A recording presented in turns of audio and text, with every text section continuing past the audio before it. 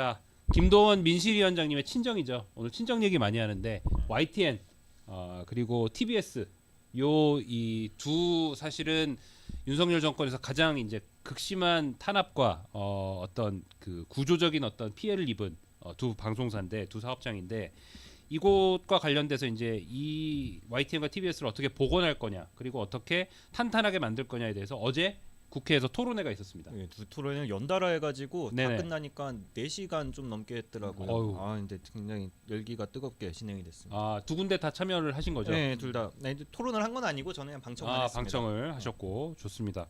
그래서 YTN, TBS 얘기를 차례로 해볼 텐데, 자 오늘은 또 이제 TBS 또 저희 식구들이 네, 이제 좀 이따 나잘라소에 나오시죠. 나오시기 때문에 네. YTN 먼저 얘기하고 TBS를 이어가 보도록 하겠습니다.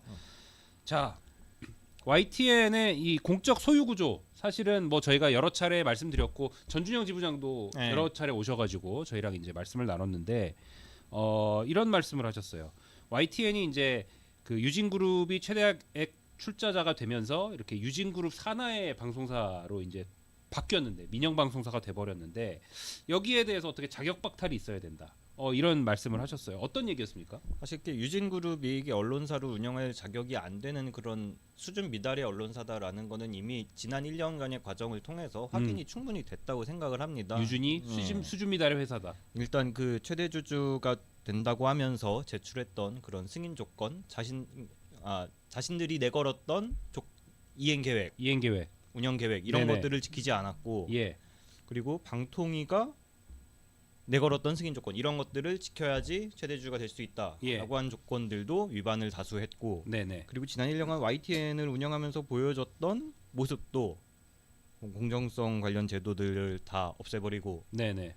인사라든가 운영 경영 이런 것들이 다 부실하게 돼 있고, 그렇기 때문에 예, 일단 유진을 YTN을 더 이상 운영할 수 없도록 해야 된다. 요거는 상수라고 봅니다. 네네. 이제 그 다음을 어떻게 할 거냐? 네네. 그것이 어제 토론회에서의 이제 주요 쟁점이었고, 네네.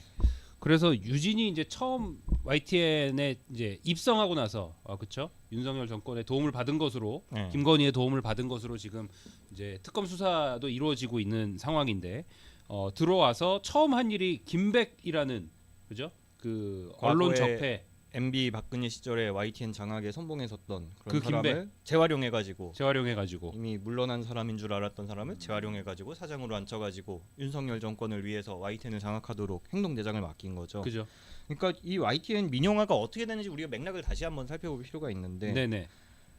김백 사장이 본인 스스로 인정을 했어요. 그 김건희 여사 관련 보도가 우리 민영 방송이 되는데 영향을 준 게 아닌지 자문해봐야 합니다. 본인 입으로 얘기를 했어요. 네네. YTN이 대선 기간에 했던 김건희 검증 보도, 허위 이력 보도라든지 그런 것들에 대해서 그런 것들이 김건희의 신기를 건드렸기 때문에 YTN 팔아버려 이렇게 된 거라는 맥락을 이제 다시는 기억을 해야 된다는 거죠. 그래서 네. 지금 김건희 특검이 지금 뭐 통일교 관련 수사하면서 좀 이렇게 수사가 좀 이렇게 다른 쪽으로 가고 있는데 YTN 인수까지 팔려면 좀 품이 많이 들 거라고 생각해서 좀 미루어 놓고 있는 것 같은데, 네네.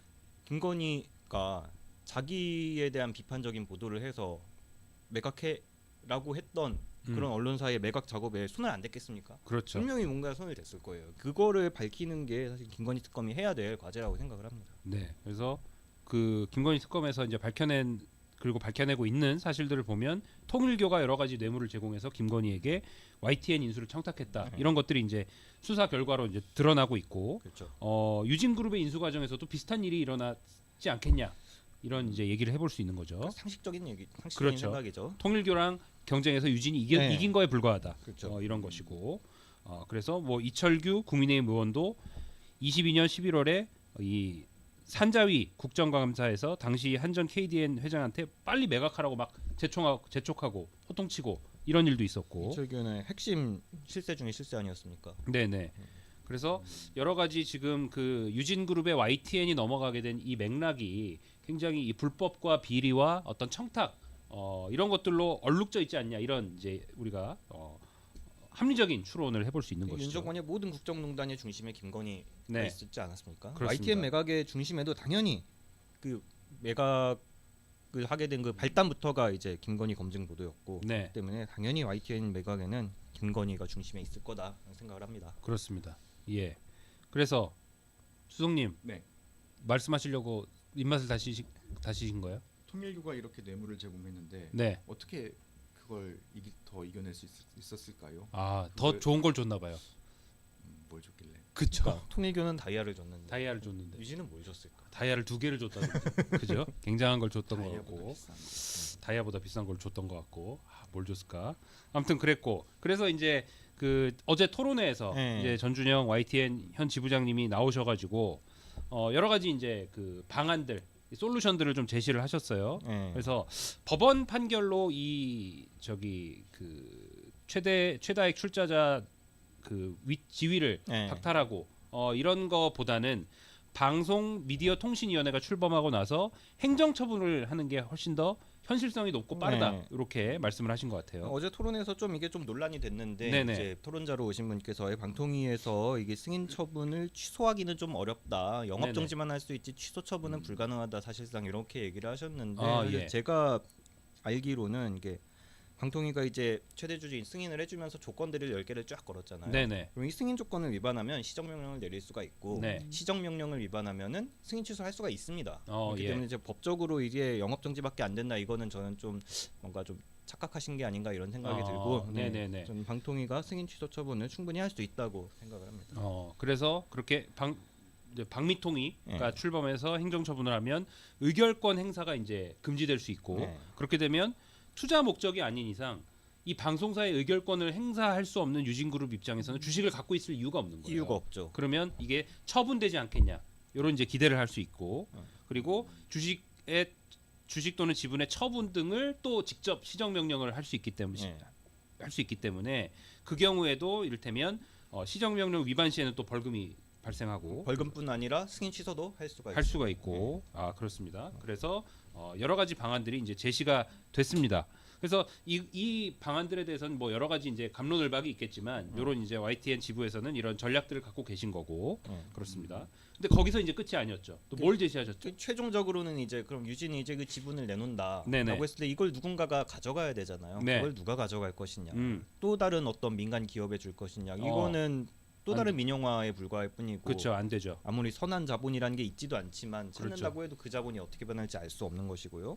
그렇다고 원래대로 공기업 원래 이 지분을 갖고 있었던 한정 KDN에 그대로 돌려준다. 뭐 그 돈을 가지고 있다고는 합니다. 네네. 그러니까 뭐 그냥 줬던 돈 그대로 그냥 없었던 셈치고 뭐 이렇게 그럴 빌릴 수도 수는 있는 있지만, 거예요. 네. 이론적으로는 가능하지만 네. 그게 최선의 방법인가? 어. 언제든지 또 윤 정권 같은 정권이 나타나가지고 팔비 틀어가지고 또 팔아라 할 수 있는 거잖아요. 네네. 그렇기 때문에 그렇다면은 최선의 방법이 뭘까? 이거 여기부터 많은 고민과 상상력이 필요한 지점인데 이제 네네. 어제 이제 토론에서 나왔던 것은 어떤 독립적인 재단을 만들어서 거기다 그 지분을 출자를 해서 어떤 진정한 공영방송, 네. 국민의 방송을 만드는 것이 가능하지 않겠느냐 이런 얘기가 나왔습니다. 그러면 박문진 같은. 예, 일종의 좀 그런 가까이, 거. 네. 일종의 예, MBC MBC 모델을. 박문진이 이제 최대 주주인 것처럼 그렇죠. 예. YTN도 뭐 어떤- 보도전문위원회, 네, 그렇죠. 뭐 국민 출자위원회, 미디어 뭐 재단 뭐 이런 걸 네네 만들어서 재단에서 YTN 지분을 출자하는 그런 방식도 지금 상상이 네. 되고 있다, 제안이 되고 있다. 네. 이렇게 볼 수 있을 것 같습니다.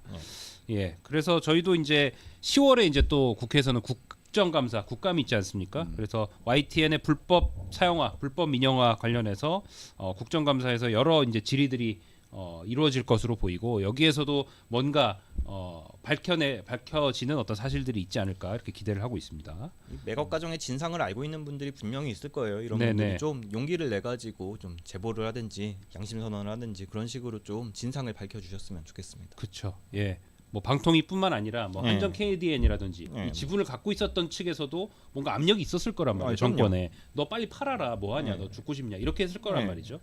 이런 진실에 대한 증언들이 국정감사에서 또 네. 나오고 또 특검에서도 조속한 그리고 철저한 수사가 이루어지길 기대를 하겠습니다. 네. 참 YTN이라는 매체가 참 중요한 매체잖아요. 이 한국 그 언론계에서 이거 잘해야 되는 매체인데 이렇게 악질 자본한테 팔려서 네. 참 큰일입니다. 그래서 뭐 유경선 회장이었나요? 회장이 네. 이제 지하 이제 식당으로 네. 저기 뭐 YTN 간부들을 다 불러가지고 뭐 여성 앵커 없냐 이렇게 했다는 거 아닙니까? 그 엄중한 시기였어요. 그 내란 탄핵 직후에 엄중한 시기였는데 그 상황에 언론사 간부들을 불러 모은다는 것도 그렇죠. 예, 정상적인 납득이 업무를 안 방해하는 되고, 거죠. 예, 거기 부른다고 또 쫄래쫄래 따라간 간부들도 참 한심하게 이럴 데 없고 그러니까요. 참 이렇게 정말 참담합니다. 네, 그러니까 참 언론 저희도 뭐 언론 자유의 가치를 이야기하는 언론 노조입니다만 참 그 이 적폐가 되어버리는 이 이를테면 선배 언론인들이나 동료 언론인들의 모습을 볼 때마다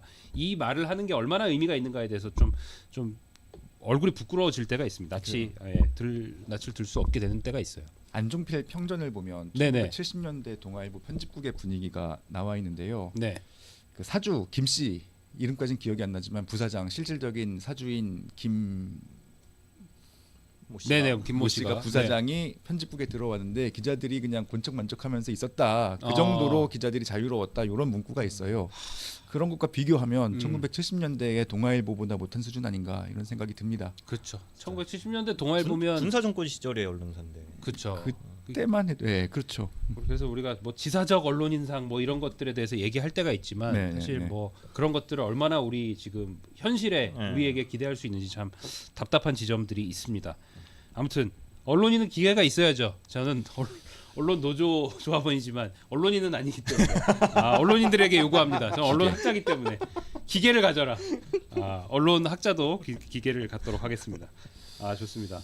자, YTN 얘기는 요 정도로 넘어가 보고 TBS 얘기입니다. 또 저희 오늘 TBS 식구들도 오시고 네. 오늘 저기 같이 우리 지금 또라이브 하고 계신 계명국 국장님도 또 TBS 네, 출신이시고 TBS 그래서 출신이시고. TBS에 대한 저희가 애정이 굉장히 큰데 TBS 토론회도 있었어요. 네. TBS 토론회에서는 어떤 얘기가 좀 나왔는지 기억이 나십니까? 네. TBS 상황은 참 정말 깝깝하고 이거를 이제 복원을 시켜야 되는데 TBS 많은 분들이 이제 TBS를 그러면은 어떤 다른 기업이나 이런 데서 인수해서 운영하면 안 되냐 이런 얘기를 하는 분들도 있는데 이게 불가능합니다. TBS는 재단법인이라서 네. 어떤 기업이 뭐 보통 이제 기업이 인수를 하려면 이제 주식을 사가지고 예. 의결권을 가지는 거잖아요. 근데 재단법인 같은 경우는 인수를 할 수 있는 방법이 없어요. 임원들은 이제 임원 추천위원회를 통해서 선임을 하게 돼 있고, 그러니까 어떤 기업이 자기가 TBS를 운영하고 싶어도 뭐 돈을 집어넣을 방법이 없습니다. 네. 그리고 돈을 집어넣어도 방송국 운영을 할 수가 없어요. 그렇다고 뭐 광고를 할 수 있냐, 후원을 하고서 광고를 낼 수 있냐? TBS는 상업 광고가 금지돼 있습니다. 그러니까 광고비도 받을 수가 없어요. 야. 그다음에 그러면 기부라도 받을 수 있냐? 예. 기부금도 못 받아요. 저희 방통위에서 승인을 안 해줘가지고 네. 기부금을 모집을 할 수가 없습니다. 그렇다면 원래는 이제 서울시에서 이렇게 예산을 지원을 해줘가지고 재단에 예산을 출연해가지고 그 돈으로 이렇게 운영을 하게 돼 있는 건데 네. 서울시에서는 예산을 끊어 광고도 못해 기부도 못 받아 이거 손발이 꽁꽁 묶여 있는 상태인 거죠. 네. 정말 심각한 상황이고 그래서 예. 시급하게 방통위가 일단 빨리 정상화가 돼가지고 예. 이제 일단 뭔가 광고라도 할 수 있게 아니면 뭐 수익 사업을 할 수 있게 좀 이렇게 허가를 해줘야 되고 그리고 행안부에서 지금 서울시 출연기관이라는 지위를 이제 취소를 했는데 그렇죠. 예, 그것을 다시 복원할 수 있도록 복원하고. 행안부에서도 빨리 조치를 해야 될 거라고 생각을 합니다. 네네.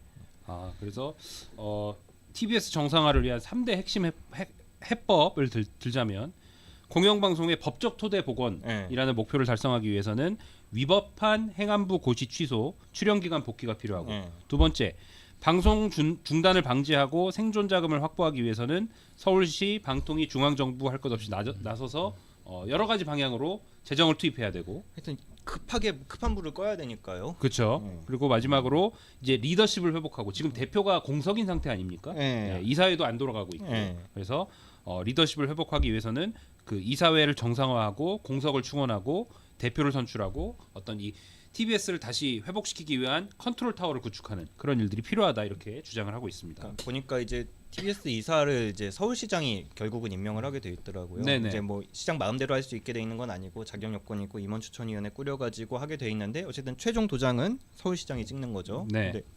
서울시장이 그런 임명권을 가지고 있음에도 지금 아무런 이렇게 뭐 수습 노력을 전혀 안 하고 그냥 방치하고 있거든요.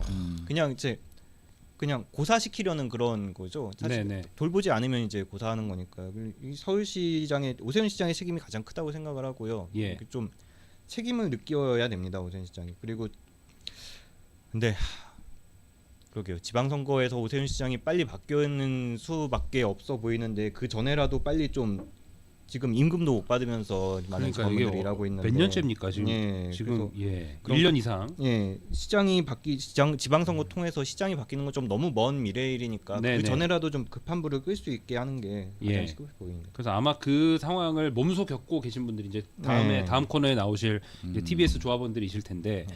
아무튼 이렇게 1년 이상 임금을 못 받는다는 거에 대해서 저는 약간 상상하기가 어려워요. 어떤 고통을 겪고 계실지 이게 참 뭐 파업을 하는 것도 아니고 한 달만 월급이 안 나와도 정말 큰 타격이거든요. 그럼요. 그 생활비랑 뭐 다 막히지 않습니까? 예. 이 가정을 꾸리고 이제 삶을 영위해 나가는 게 다 막히는 건데 YTN 같은 경우 7년 전에 이제 3개월 파업을 했었는데요. 3개월 파업. 그때 생활비 때문에 받은 대출이 아직도 남아 있습니다. 아, 7년 그때 지났. 파업을 하시면서 참. 근데 1년을 임금을 못 받았다. 이거는 상상할 수가 없는 고통입니다. 네. 그래서 뭐 물론 이제 방송이 정상적으로 돌아가지 않기 때문에 이제 뭐 아르바이트를 하시거나 이제 다른 사이드로 일을 하시면서 이제 생활비를 충당하시는 조합원들이 굉장히 많다고 들었는데 그것도 사실은 굉장히 고통스러운 일이죠. 아, 그럼요. 원래 네. 하던 일이 아니라 하고 싶지. 그렇죠. 엉뚱한 그렇죠. 일을 하면서. 그래서 TBS가 이런 일단은 급한 불을 빨리 꺼야 되겠고 그리고 나아가서 이 정치 권력이 함부로 공영방송의 재원 구조를 붕괴시킬 수 없도록 제도를 보완하는 것이 필요할 것 같고 또 지방 출자 출연법 이렇게 서울시에서 이를테면 재단을 만들어서 거기에 재원을 투입하도록 하는 그 근간이 되는 이 법에도 출연기관 해제 후에 방치되는 상황을 이거 사실 되게 극단적인 상황이잖아요. 이런 것들을 예상하지 않았기 때문에 관련 규정이 없다 그래요. 누가 이런 짓을 할 줄 알았겠습니까, 사실. 윤석열인 거예요. 서울의 네. 윤석열인 거예요. 그래서 참 이 법을 극한까지 밀어붙이는 이런 행태들이 참 뭐 다시 한번 규탄하지 않을 수 없고 법을 사적인 보복의 수단으로 쓰고 그렇게 해서 그렇죠. 어떤 정책적인 혼란이 발생했을 때 그걸 그냥 내팽개쳐 버리는 건 우리가 지난 3년 동안 윤석열 정권에서 봐왔던 것 같아요. 계속 그렇죠. R&D 예산도 그렇고 R&D에도 대왕고래도 그렇고 참. 방통위에서도 우리가 본 거 아닙니까? 네, 그렇죠. 5명으로 이루어지게 되어 있는 합의제 그 독립 기구를 거기에 이사들 다 내쫓아가지고 2명만 남긴 다음에 대통령 임명 2명을 남겨서 거기서 막 의결을 하게 하는 그런 해괴망측한 짓을 사실은 서울시장이 한 거예요. 그렇죠. 서울시 의회가 한 거고. 그렇죠. 예, 비슷한 일을 한 건데 이런 것들이 이제 점차 정상화되는 과정이겠지만 조합원들의 고통이 가능한 한 좀 최소화되는 방식으로 빨리 해결이 되었으면 좋겠습니다.